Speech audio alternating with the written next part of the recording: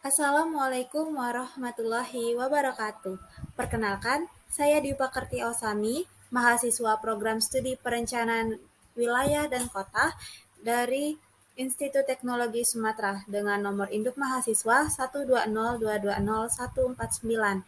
Pada kesempatan kali ini, saya akan menjelaskan mengenai pembangunan wilayah berdasarkan paradigma teori Keynesian dengan dosen pengampu saya, yaitu Pak Asirin STMT.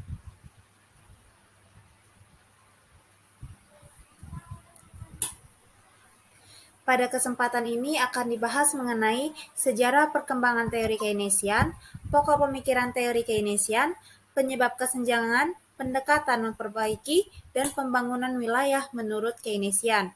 Kemudian ada studi kasus tentang teori Keynesian, yaitu kebijakan pemerintah terhadap kawasan industri Batam. Masuk pada pembahasan yang pertama, yaitu perkembangan teori Keynesian pada pembangunan wilayah dan tokoh pendukungnya. Teori Keynesian dikembangkan oleh John Maynard Keynes yang pendekatannya khas berfokus pada sisi permintaan ekonomi dan peran pemerintah dalam meningkatkan dan mengelola permintaan. Dalam buku Keynes tahun 1936 bernama The General Theory of Employment, Interest and Money, dijelaskan bahwa cara pandang teori Keynes ini berbeda dibandingkan dengan ekonomi klasik atau neoklasik yang berfokus pada penawaran atau suplai faktor produksi. Ekonomi Keynes telah banyak digunakan sebagai model ekonomi standar di negara-negara maju selama dan sesudah Great Depression, Perang Dunia II, dan ekspansi ekonomi pasca perang. Munculnya krisis keuangan global di tahun 2007 hingga 2008 menyebabkan kebangkitan pemikiran Keynes yang berlanjut sebagai ekonomi Keynesian baru. Ekonomi Keynesian umumnya berpendapat bahwa permintaan agregat berfluktuasi dan tidak stabil.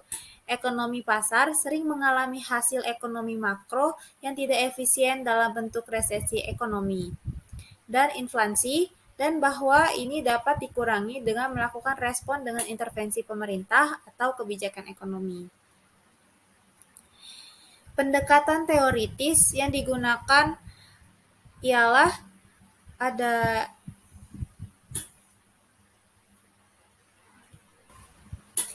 ada rekonstruksi Keynesianisme, simulasi sisi permintaan, dan dukungan sisi supply untuk industri utama atau basis dan industri pendukungnya atau non-basis. Dalam teori Keynesian ini memiliki ideologi politik teori Keynesian, yaitu intervensi pemerintah, yang mana intervensi pemerintah ini merupakan tindakan pengaturan yang diambil oleh pemerintah yang berupaya mempengaruhi keputusan yang dibuat oleh individu, kelompok, dan organisasi tentang masalah sosial dan ekonomi. Kemudian ada ideologi demokrasi sosial, adalah gagasan bahwa negara perlu memberikan keamanan dan kesetaraan kesempatan bagi rakyatnya dan harus secara aktif menata ulang masyarakat dengan cara yang kondusif bagi perkembangan wilayah. Tetapi perubahan tersebut harus dilakukan secara bertahap, disahkan oleh penguasa yang terpilih secara demokratis mayoritas.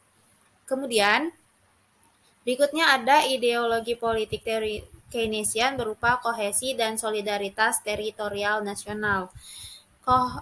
Kebijakan kohesi adalah kebijakan dengan tujuan meningkatkan kesejahteraan ekonomi wilayah dan juga untuk mengatasi kesenjangan wilayah.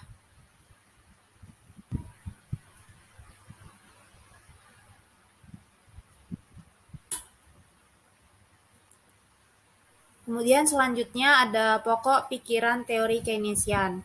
Teori Keynesian dalam pembangunan wilayah disebut juga teori yang menjelaskan terjadinya divergensi wilayah atau perkembangan wilayah menuju polarisasi atau mengkutub pada suatu titik. Pokok pemikiran teori ini ada teori basis ekspor, teori sirkuler kausal kumulatif, dan teori kutub pertumbuhan. Teori basis ekspor ini menekankan pada sisi permintaan.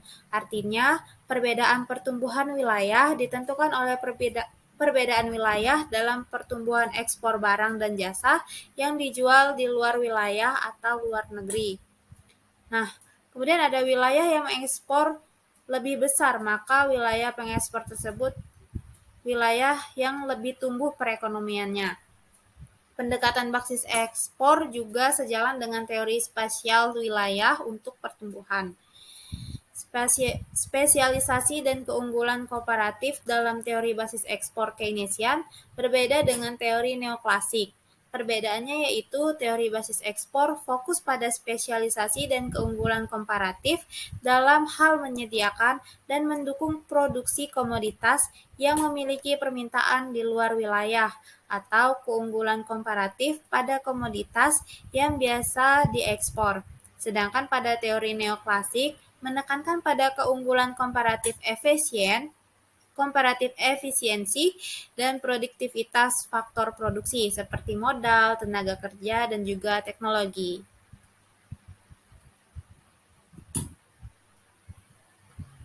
Kemudian teori basis ekspor ini menekankan pentingnya spesialisasi dan dampak permintaan dari wilayah lain. Adapun besarannya permintaan ditentukan oleh harga barang yang diekspor dalam wilayah itu. Kemudian ada tingkat pendapatan wilayah lain, juga harga barang substitusi di pasar wilayah lain. Nah, kemudian dapat disimpulkan bahwa teori basis ekspor ini semakin tinggi kemampuan wilayah dalam memproduksi barang dan yang banyak diminta wilayah lain, maka wilayah tersebut semakin tinggi pula pertumbuhan ekonominya. Selanjutnya yaitu teori sirkuler kausal kumulatif. Ada dua teori sirkular dan kausal kumulatif terkait penjelasan kesenjangan wilayah.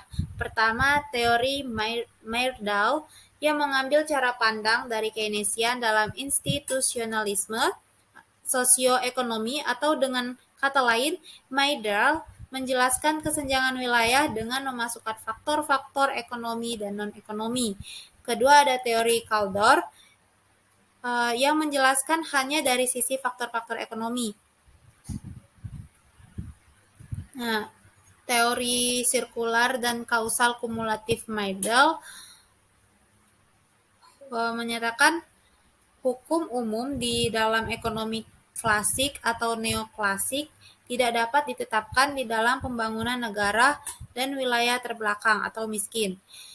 Hal ini dikatakannya berdasarkan pengalaman lapangannya pada tahun 1956 dan 1957, yang mana pada saat itu si Myrdal ini bekerja di United Nations yang kemudian dituangkan dalam 3 publikasi yang signifikan, yaitu Development and Underdevelopment,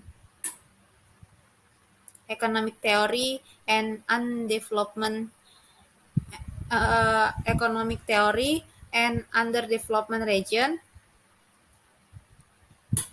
dan juga An International Economy. Secara umum, esensi dari buku ini salah satu kontribusi utamanya dalam menjelaskan kesenjangan wilayah adalah teori sirkular dan kumulatif causation. Kemudian pokok pemikiran teori Keynesian selanjutnya ialah teori kutub pertumbuhan. Teori kutub pertumbuhan ini perkembangan ekonomi wilayah akan memusat atau mengkutub di suatu wilayah yang memiliki aglomerasi industri penggerak perekonomian wilayah atau industri yang memiliki efek pengganda dan keterkaitan ke belakang atau backward linkage maupun ke depan atau forward linkage. Kemudian dapat disimpulkan bahwa teori Keynesian ini berfokus pada demand. Menurut teori ini, pasar bebas berpotensi meningkatkan kesenjangan ekonomi dan sosial antar wilayah. Pasar bebas terjadi aglomerasi industri yang memusatkan kumulatif modal, tenaga kerja, dan output di suatu wilayah dengan mengorbankan wilayah lain. Selanjutnya yaitu ada penyebab kesenjangan wilayah menurut teori Keynesian. Yang pertama ada deregulasi dan liberalisasi pasar. Yang teori ini berpandangan bahwa deregulasi atau pasar bebas berdampak negatif bagi pemerataan ekonomi wilayah. Kedua ada kelemahan struktural atau structural weakness, yang mana kelemahan struktural ini termanifestasi dalam defisit perdagangan dan kerentanan terhadap semua jenis guncangan, dari suplai pangan hingga guncangan harga minyak. Yang ketiga ada investasi yang rendah atau low investment. Teori Keynesian berpandangan bahwa rendahnya investasi mengakibatkan kesenjangan wilayah. Yang keempat ada perpindahan atau pengurasan modal yang terus-menerus dari wilayah miskin ke wilayah yang maju. Hal ini berakibat pada wilayah miskin tetap miskin, wilayah kaya akan semakin kaya gitu. Kemudian ada yang kelima, yaitu ketidakcukupan partisipasi pemerintah dalam pembangunan wilayah. Penyebab kesenjangan wilayah menurut Keynesian juga karena pemerintah yang kurang intervensi dalam pembangunan, kurang dukungan pendanaan dan pembangunan. Nah, kemudian ada pendekatan memperbaiki wilayah tertinggal. Yang pertama ada kebijakan proaktif di tingkat wilayah, yaitu mengatasi masalah sebelum masalah tersebut muncul.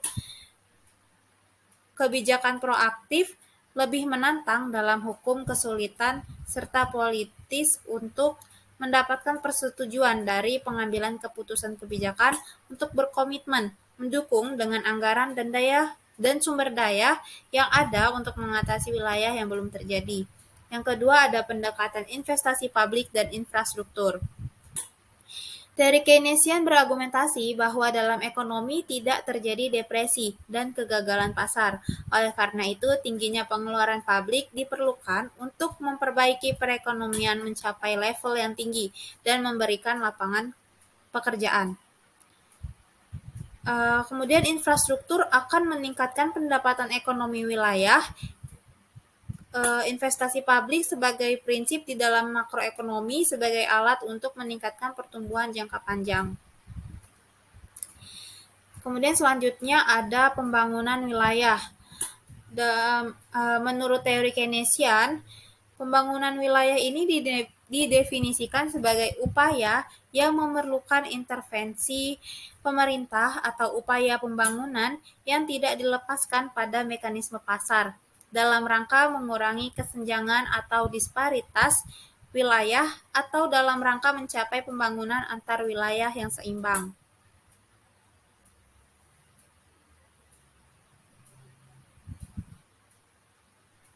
Dalam pembangunan wilayah ada kebijakan yang mengatasi kesenjangan antar wilayah menurut teori Keynesian, yaitu sebagai berikut. Adanya bantuan untuk wilayah secara ekstensif. Bantuannya ini dapat berupa uang yang diberikan oleh pemerintah untuk membantu wilayah yang mengalami masalah ekonomi. Kemudian ada bantuan otomatis atau subsidi modal dan tenaga kerja secara otomatis. Nah, ini nih bantuan finansial yang diberikan kepada perusahaan jika perusahaan menetap di wilayah yang tidak unggul. Kemudian ada desentralisasi kewenangan. Desentralisasi kewenangan dalam meregionalisasi ekonomi wilayah dari nasional ke pemimpin dan lembaga di tingkat subnasional. Kemudian ada pengendalian pembangunan industri. Selanjutnya ada investasi infrastruktur dan perencanaan tata ruang. Kemudian ini merupakan studi kasus menyangkut teori Keynesian yang saya pilih, yaitu mengembangkan kawasan Batam dengan 2 peraturan pemerintah tentang kawasan ekonomi khusus. Di sebelah kanan ini ada peta kedudukan kota Batam terhadap Provinsi Kepulauan Riau, dan ada peta administrasi Kota Batam. Kota Batam sendiri kita kenal merupakan sebagai kawasan perdagangan bebas dan pelabuhan bebas yang telah memiliki hanggar maintenance, hanggar painting, hanggar cleaning, apron, dan taxiway. Sehingga kawasan ini merupakan target investasi dan memerlukan tenaga kerja.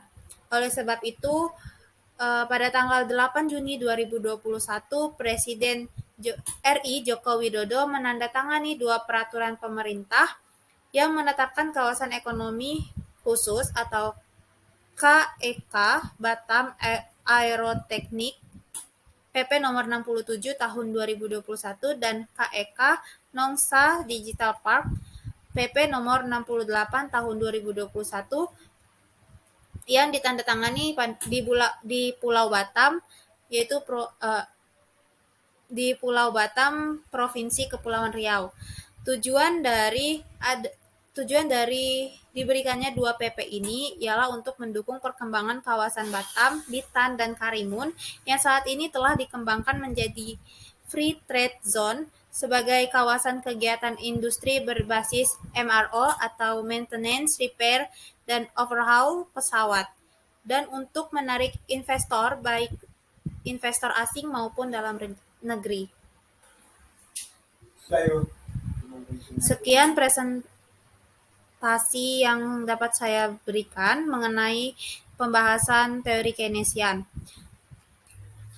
Kurang dan lebihnya saya mohon maaf. Terima kasih. Wassalamualaikum warahmatullahi wabarakatuh.